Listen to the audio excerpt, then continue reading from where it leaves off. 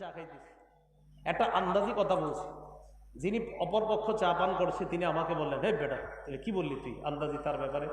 তা আমি বললাম, আর এটা এমনি কথার কথা বললাম।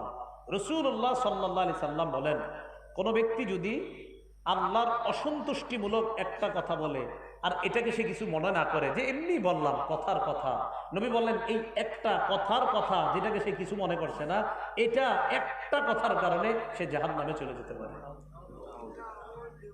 আল্লাহ এই জিহ্বাকে নিয়ন্ত্রণ করার তৌফিক দান করেন।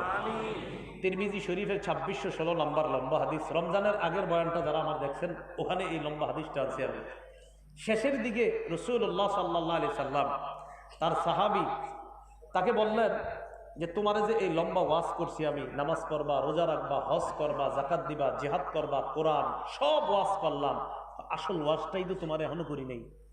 সাহাবী বলে, হুজুর এতক্ষণ আপনি করলেন। নবীজি